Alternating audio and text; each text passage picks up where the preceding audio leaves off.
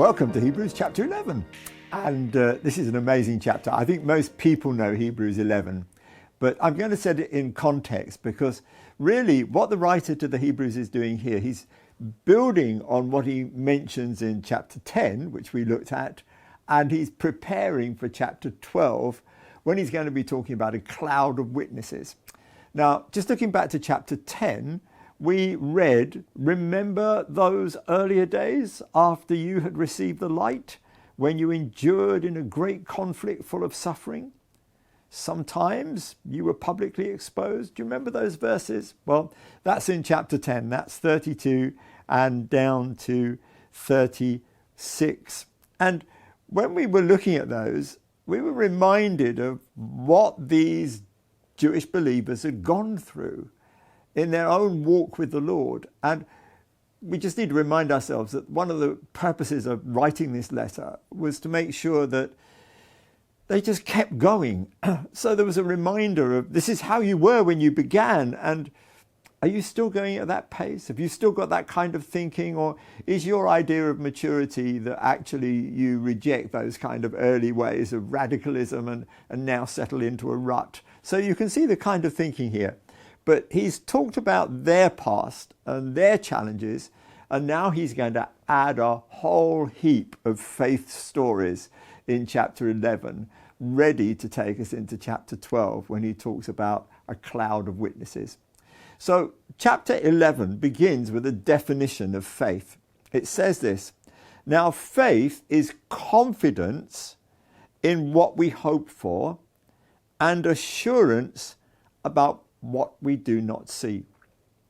Now, I find that fascinating because over the years, people have told me faith should be spelled R-I-S-K, faith should be spelled this, faith should be spelled that.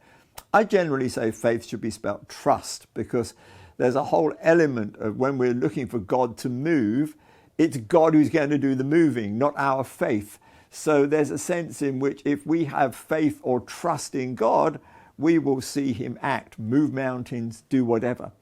But here we're just on a similar track, really, where the writer to the Hebrews says, first of all, faith is confidence in what we hope for. So in other words, he's talking about hope. Now, the interesting thing about biblical hope, it's not the kind of hope that the world speaks of when it says, oh, we hope this is going to happen. We hope that's going to happen, which means it may happen, it may not, but we kind of hope it does. But biblical hope is where we've got a reality presented to us that we're then expected to take hold of in confidence.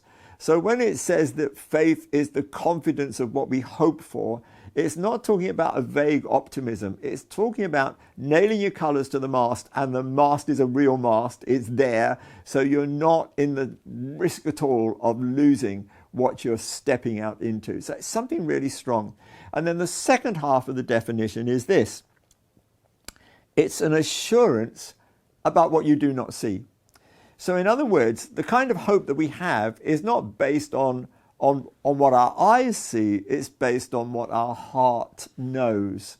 So this is what faith is. It's faith on that kind of hope and that kind of knowledge.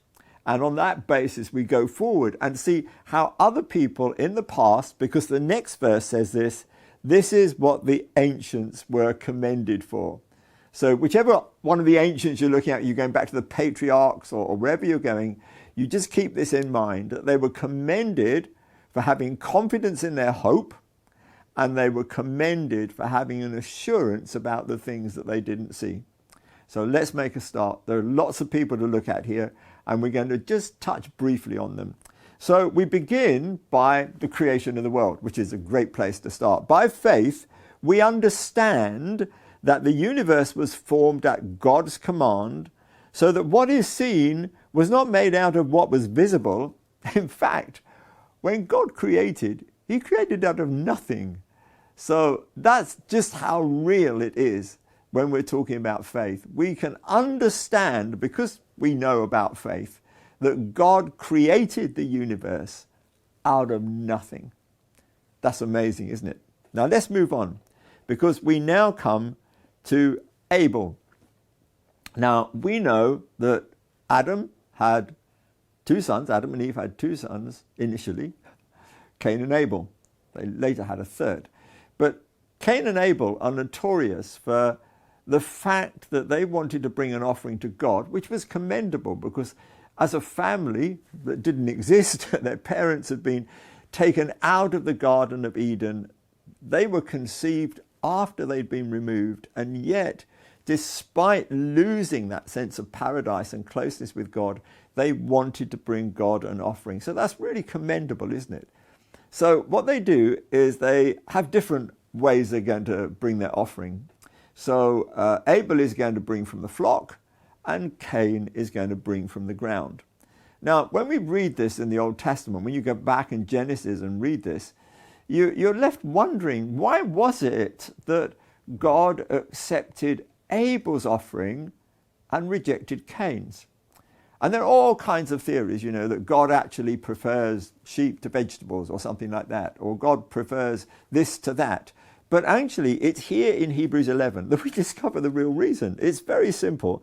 It says, by faith, Abel brought God a better offering than Cain did.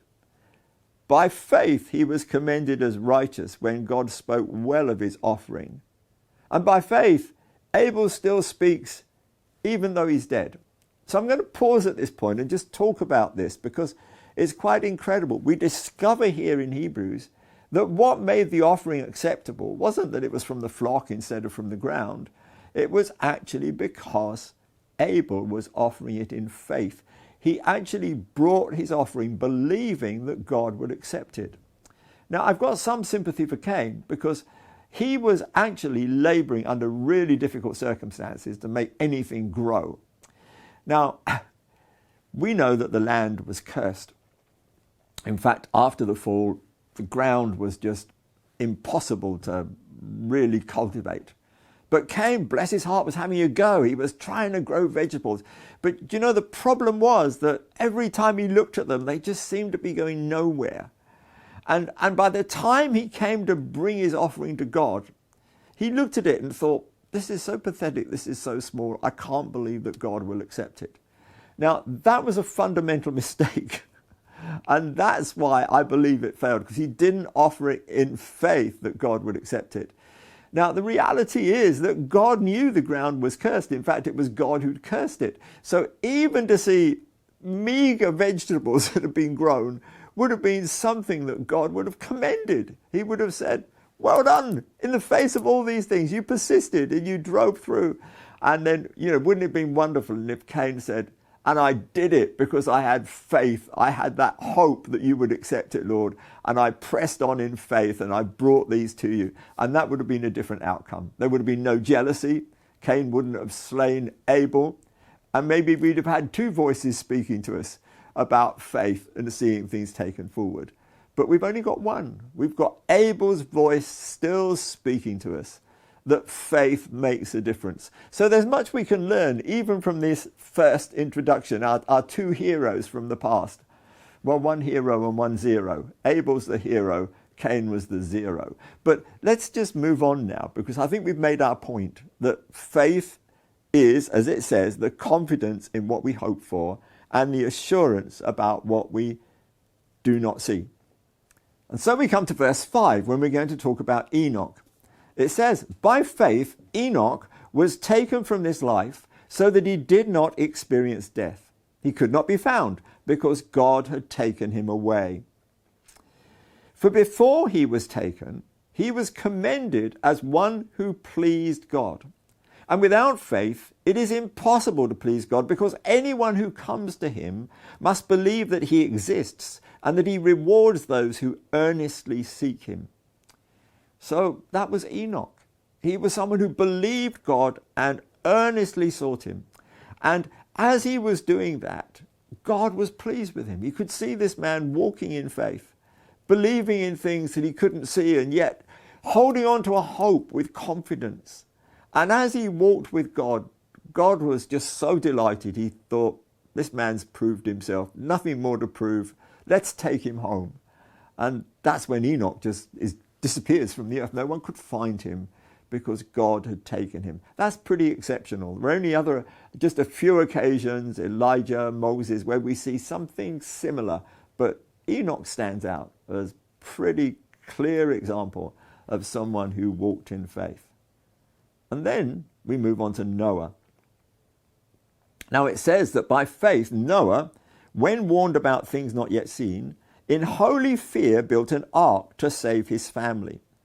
By his faith, he condemned the world and became heir of the righteousness that is in keeping with faith. Well, this is incredible. I noticed that it says that he had holy fear. Now, holy fear is not inconsistent with the kind of faith we're talking about. That confidence in the hope, that assurance in what we don't see. And there was plenty that Noah didn't see that he had to believe in. Noah's name means comfort, and it was a prophetic name given to him by his father because the land was so impossible to manage. We've already talked about how Cain was up against it, growing the offering for the Lord. But the whole earth was up against it. And Lamech, the father of Noah, wanted to see the earth comforted in his son's day. So he called him Noah, which means comfort. Now, the way that God comforted the earth is quite extraordinary, really, because sometimes we only see the judgment in the flood, and we don't actually see the transformation that the flood brought about. What that barren earth needed was to be totally drenched and re-landscaped. And what the flood did in that massive volume of water, which came from the heavens being opened and the fountains of the deep being broken up, was that it made the earth fruitful and fertile, and it actually changed the landscape. So much so that when Noah came out of the ark after the flood, he was facing a different world. He could grow a vineyard, which actually had grapes that were capable of making him drunk, which would not have happened before. So we can see that there's something really incredible going on. But just imagine, before the flood, there had not been rain. There had been nothing that would have given Noah the slightest clue of what a boat was, why it was needed. I don't think he was living near the sort of place where you might have sailed the boat, and certainly he was building something that was bigger than would have just been on a stream or a river. And he was building this ark in faith over many, many years when people around him were ridiculing him. And the scripture here says that he condemned the people. Well, he didn't do that by speaking condemnation. He just did it by living righteously and getting it right before God in the midst of people who were just sinful, disobedient, God-loathing, compromising people. There was one who stood uprightly, and that was Noah. And it was his uprightness that actually condemned the rest. If everyone had been in the same situation, if there was no one on the earth who could have set an example, there may have been some excuse, but there was one who set an example. And in setting that example, he condemned the rest who were living in compromise. So the ark is an amazing testimony, and Noah has this amazing testimony that comes because of exactly what we said in verse 1. His confidence in the hope and his ability to hold on to an assurance about things that are not seen. He believed in rain where there'd been no rain. He believed in a flood where there was going to be no flood. There had never been a flood. He believed that he could build an ark in the way that God wanted and see God pleased with his faith. Now we move on to Abraham. And here we are in verse 8. It says, by faith Abraham, when called to go to a place he would later receive as his inheritance, obeyed and went, even though he did not know where he was going. By faith he made his home in the promised land like a stranger in a foreign country. He lived in tents, as did Isaac and Jacob, who were heirs with him of the same promise.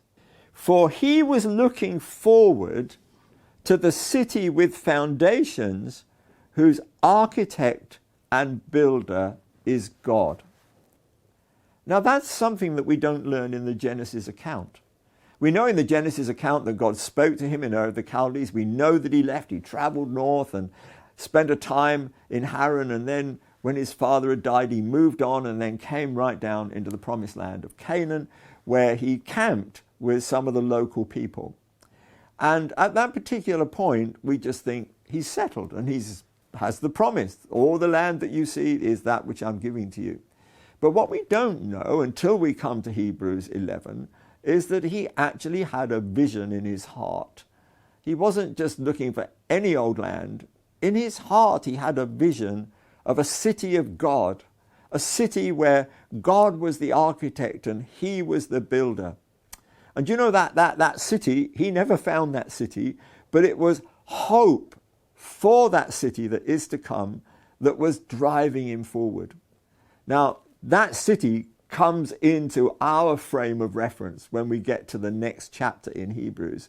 But right now, just hold on to that thought that he was looking for a city whose architect and builder is God. And he had that on his heart. And he wasn't the only one, you know, because when David talks about the city that he saw, the heavenly Jerusalem, doesn't actually say it's the heavenly Jerusalem, but we know it wasn't just the physical Jerusalem. What he was doing with the physical Jerusalem was trying to create on earth the image that he'd seen in his heart. And when David writes his Psalms, sometimes you just know that he's got a different vision in his mind from that which he was creating. Jerusalem is a pretty dry place. Even the river Kidron at the moment doesn't actually flow in the way that it used to. It's still there, but not flowing through the city. And so you've got the pool of Bethesda, you've got the pool of Siloam. But when David writes his psalm, he says, there is a city. And he's speaking about it. The streams whereof make glad the city of God. There is a river. The streams whereof make glad the city of God. So he's got the city in mind. He's got the river in mind. He's got the streams in mind. And yet when you're in Jerusalem, physically, there's no river. It's hard to find the streams. And what we see is that David must have been celebrating a vision in his heart that he carried as he was trying to turn that physical city of Jebusi into the heavenly Jerusalem, the place of peace that he'd seen in his heart, and which he wasn't the first one to see, because it's evident from Hebrews 11 that Abraham had seen it before him. Let's move on. Because God gave Abraham a promise that he was going to be the father of many children. And he was old and his wife was barren. And then we discover that he wasn't just a man of faith, but his wife was a woman of faith. We come now to that verse where it says in 11 of 11, and by faith, even Sarah, who was past childbearing age, was enabled to bear children because she considered him faithful who'd made the promise. And so from this one man, and he as good as dead, because he was pretty old at that point, come descendants as numerous as the stars in the sky and as countless as the sand on the seashore. Now I realize that time is going and I'm spending more than I expected to on each of these people. But we then come to this statement. All these people were still living by faith when they died. Now just remember, the writer to the Hebrews is telling these Jewish believers they've got to stay on course. So this statement is really important. All these people were still living in faith when they died. So they just didn't have faith when they began and did exploits in the beginning, but they continued to do exploits because they continued to live in faith. It says they did not receive the things promised. They only saw them and welcomed them from a distance, admitting that they were foreigners and strangers on earth. People who say such things show that they are looking for a country of their own. If they'd been thinking of the country they'd left, they would have had opportunity to return. Instead, they were longing for a better country, a heavenly one. Therefore, God is not ashamed to be called their God, for he has prepared a city for them. And as I say, we're going to learn more about that city when we move on. A little bit more about Abraham. By faith, Abraham, when God tested him, offered Isaac as a sacrifice. He who had embraced the promise was about to sacrifice the one and only son, even though God had said to him, it is through Isaac that your offspring will be reckoned. Abraham reasoned, and this is faith reasoning here, Abraham reasoned that God could even raise the dead. And so, in a manner of speaking, he did receive Isaac back from death. Just to go back into Genesis for a moment. As Abraham was taking Isaac to the designated place of sacrifice, Mount Moriah, which is where eventually the temple is built. When he was taking him to that place of sacrifice, just a hill as it was then, no buildings, he says to the servant who he leaves behind as they journey on, the two of them together, he says, "Wait here, and I and the boy will return to you again." Now, isn't that an incredible faith statement? God has told him he's going to offer his son. Now, logically, if you offer your son, you're not going to return with him again. But he believes that when he comes back from Mount Moriah, he's going to have his son with him. And he's believing that even if he offers his son, on that altar that he will build and using the knife that he's going to bring, he believes that God will raise him to life again. Isn't that incredible? Now, we learn this from Hebrews 11. We learn here what was going on in Abraham's heart and mind. We need to move on. Verse 20. By faith, Isaac blessed Jacob and Esau in regard to their future. By faith, Jacob, when he was dying, blessed each of Joseph's sons and worshipped as he leaned on the top of his staff. By faith, Joseph, when his end was near, spoke about the exodus of the Israelites from Egypt and gave instructions concerning the burial of his bones. Even though we see the children of Israel brought into Egypt because the wickedness in the land they were going to possess had not reached the point where they were legitimately able to dispossess the citizens of that land. We see him, Joseph, dying in Egypt, but saying, "You're to take my bones up with you into the promised land." So confident was he that God would fulfill that promise. Confidence in the hope, assurance of that which is not seen. So we move on to Moses. We're almost through the list of these great ones, and we're just going to come to a brief summary in a moment. But it says here of Moses, by faith Moses' parents hid him for 3 months after he was born, because they saw he was no ordinary child, and they were not afraid of the king's edict. By faith Moses, when he had grown up, refused to be known as the son of Pharaoh's daughter. He chose to be ill-treated along with the people of God, rather than to enjoy the fleeting pleasures of sin.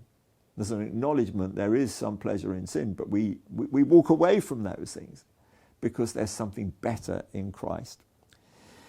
Wow. He regarded disgrace for the sake of Christ of greater value than the treasures of Egypt. Now, did you realize that he actually had some kind of vision of the Messiah who is to come? And that he wanted to identify with the Messiah rather than with the Pharaoh. This is amazing, isn't it? This is how Hebrews teaches us what was really going on in people's hearts and minds and understanding. He was looking ahead to his reward. By faith he left Egypt, not fearing the king's anger. He persevered because he saw him who is invisible. By faith, Moses kept the Passover and the application of blood so that the destroyer of the firstborn would not touch the firstborn of Israel. We need to move on. You can look more closely at these things. By faith, the people passed through the Red Sea on the dry land. But when the Egyptians tried to do so, they were drowned. By faith, the walls of Jericho fell after the army had marched round them for 7 days. By faith, the prostitute Rahab, because she welcomed the spies, was not killed with those who were disobedient. And what more shall I say? And so we come to the list where it moves a little more quickly. I do not have time, the writer to the Hebrews says, to tell about Gideon, Barak, Samson, and Jephthah. These were the judges. About David, the king, and Samuel and the prophets, who through faith conquered kingdoms, administered justice, and gained what was promised, who shut the mouths of lions, that's referring to Daniel, quenched the fury of the flames, probably referring to Daniel's friends, and escaped the edge of the sword, whose weakness was turned to strength, and who became powerful in battle and routed foreign armies. And I love this verse. I'm just going to pause on it in the midst of this rush. Women received back their dead, raised to life again. There were others who were tortured, refusing to be released, so that they might gain an even better resurrection. I find both of those statements extraordinary. Women just believing, and those being tortured, just staying with it because they know that there's a better resurrection coming. Isn't that incredible? You know, it's a sense in which, you know, we go through all of this because I don't want to just enter the kingdom of heaven by the skin of my teeth. I want to really have an entrance which is assured because I've really stayed the course. These arguments are strong. Let's read on. Some faced jeers and flogging, and even chains and imprisonment. They were put to death by stoning. They were sawn in two. They were killed by the sword. They went about in sheepskins and goatskins, destitute, persecuted, and ill-treated. The world was not worthy of them. That's a big statement, isn't it? They wandered in deserts and mountains, living in caves and in holes in the ground. The world was not worthy of them. What an incredible gallery of faith-filled people from the past. And then this is the verse. I almost shared it with you at the beginning because it is such a startling punchline, if you like. These were all commended for their faith, yet none of them received what had been promised, since God had planned something better for us, so that only together with us would they be made perfect. I remember being in a meeting once and someone said, who here would love to have the faith of Abraham? Who here would love to have the faith of Moses? Who here? And you know, we were all putting our hands up, and then the person said, shame on you, because you've actually got something better. And I remember being startled, really, but when I read it here, it really speaks to my heart. We've now got our cloud of witnesses, and we're ready for the next chapter, but we'll have to wait till next time.